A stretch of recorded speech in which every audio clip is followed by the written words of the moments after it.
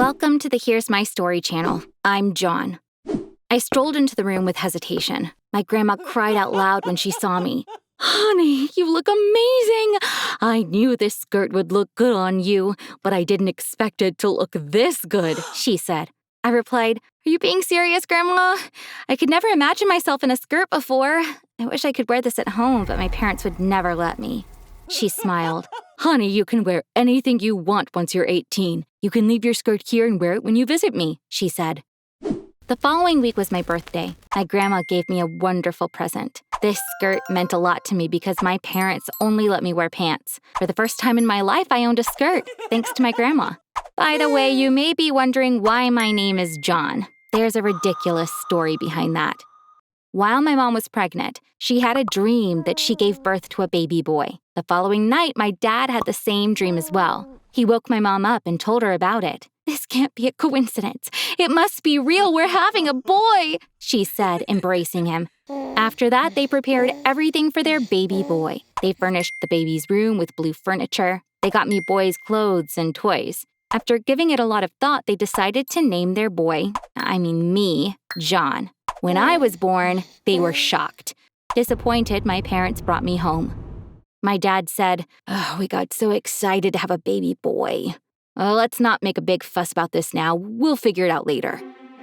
As I grew up, I began to question their ridiculous decision. I kept asking, "Why did you give me a boy's name? Why am I only allowed to wear pants?" My dad would say, "You should thank us. Girls are weak. But you are not because we raised you like a boy," trying to convince me that what they were doing was better. I disagreed with him. Boys were not superior to girls. No matter what I said, I couldn't convince my parents. My grandma, on the other hand, would always encourage me. We lived in the same neighborhood. I'd go and have breakfast with her every morning. Her jams were terrific. She would make me a fried egg and jam on toast. Every morning we would have a blast. Then I'd go to school. We always celebrate birthdays with family. Our only guest would be my grandma. But my dad told me this year, "John, don't invite your grandma." When I asked him why, he said, "We've been having some issues lately. I don't want to see her." I was upset. "Dad, she's your mom. Why don't you want to see her? I know you want to sell her house. She has a right to say no. That house is all she has. She's not in a position to rent," I said. He replied, "It's because I have a wonderful business idea and need the money right now. Your grandma needs to sell the house." "Dad, none of your business ideas take off. You opened a florist's shop, and that flopped. Coffee shop, flopped. The pizza spot, flopped. You sold off our car, our house, everything. Please don't touch Grandma's house," I said, begging him to stop pushing. He wouldn't listen. "I'm opening a pet store this time. It can't fail," he said, dismissing me. A few weeks passed. One morning I went to my grandma's house and she looked so sad. She told me, "Your dad sold the house yesterday." I couldn't say no because he was so adamant. "I need to move out at the end of the month, but I don't have money to rent another place. I don't know what to do. Also, she stopped right there and began crying faintly. "Also what, Grandma? Please tell me," I said. My grandma took a deep breath. "For some time now, I haven't been able to sleep at night. I get palpitations. It's hard for me to breathe. I went to see a specialist and they said I have an arrhythmia in my heart. They need to put a pacemaker in me, but it's such an expensive procedure. I asked your dad for a loan, but he wouldn't give it to me." I was enraged. "Grandma, my dad sold your house. That money is already yours. He has to give you the money you need." I ran home. My dad had spread the money on the dining table. He was counting it with my mom's help. I broke down in tears and said to him, "Grandma needs a pacemaker. Dad, you are going to fail and lose all that money. I beg you, please. Please give Grandma the money she needs while you still have it."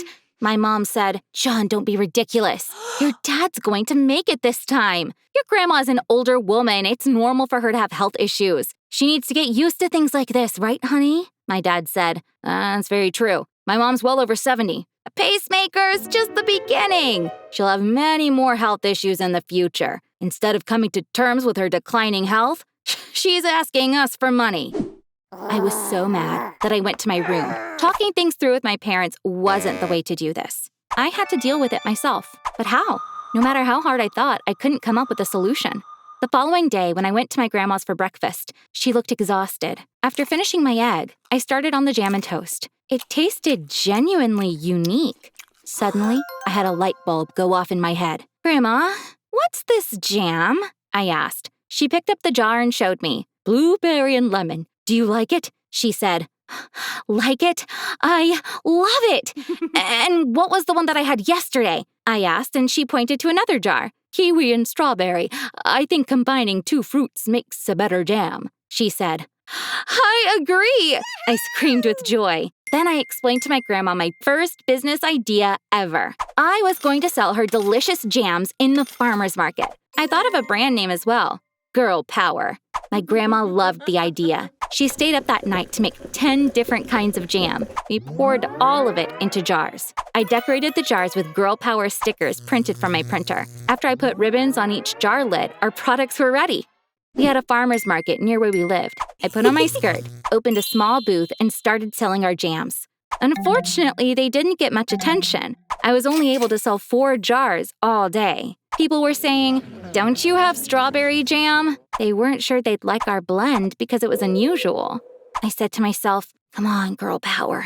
Show me what you got. You need to crack this." I thought about it for a week and finally found a solution. There was only one way to convince people. They had to try the jams. I served small bowls of jam and tiny slices of bread on my table. People who tasted the jams loved them. I sold 45 jars the day I started implementing this new strategy. I was staying with Grandma. I sent my parents a photo of myself working at the booth. I wrote, "Your daughter is an entrepreneur now. You can be proud." My dad replied, "John, what's up with that skirt? You need to wear pants. Looking like a girl makes you weak." As a response, I just sent him a photo of one of my jars. It said Girl Power on it. When we made enough money, we went to the best cardiologist in town and got a pacemaker implanted in my grandma's heart. While she was in the hospital, I rented us a new place. My grandma had to move out of her house. It was tough for her to leave the home she had shared with my grandpa for years, but at least we now had enough income to afford rent. In the following months, things took off for us. I had a customer who was buying from me regularly. "How about scaling this business? We could start a factory and sell Girl Power jams in stores all over the country," he said. I said yes without hesitation. Mr. Redford and I became partners, and he did everything he promised. I became a millionaire. It was time to surprise my grandma. One morning, I told her, "I want to show you something. I'm curious to see if you'd like it." We got into the luxury car waiting for us and started driving. I asked my grandma to close her eyes. The car stopped. Holding her hand, I led her out of the car and asked her to open her eyes. She was so surprised to see her own house. I bought it back from the person my dad sold it to and did a complete renovation. "From now on, we're going to live here. You can cherish Grandpa's memory as long as you want," I said to her. She started crying as she hugged me. We moved into the house without delay. One day, the doorbell rang. When I opened the door, my parents were standing outside. "John, my business failed and it was your fault. It would help if you covered my loss right now." "Dad, how about a hello first? Can you also tell me how I could have hurt your business? I haven't seen you in almost a year," I said. "Your dad was this close to making it this time, but he lost confidence because you told him he would fail again. Opening a pet store was a great idea, but it failed because of you," my mom screamed. "Mom, Dad, there's a pet store on every corner. You just opened another one. It's no surprise that it failed. I'm not responsible for that. You are," I responded. "Since you're rich now, you can compensate for the loss you caused. Actually, no, double the amount I lost. We raised you like a boy. You owe us every single penny that you made. You would never be successful if you acted like a girl." My dad almost growled. "Dad, I made all this with my girl power. I can see that you're jealous of me. There's nothing you can do. You are a man, yet you can't make it. I'm a girl." "And I did," I said with a smirk. My attitude drove him mad. My grandma heard the commotion and came over to the door. My dad said, "Mommy, it's so lovely to see you. I have a great idea, but we need money for it, so we should sell the house again. What do you think, Mama?" My grandma was so mad that she roared. "How dare you? Have you people no shame? Leave my house now and don't you ever come back! My parents were incredibly upset after that. They started yelling at us. So I had to call the security guards to lead them out. I haven't seen my parents since then, but I'm sure every time they go to the grocery store and see our girl power jams, they're green with jealousy. I like thinking about that a lot.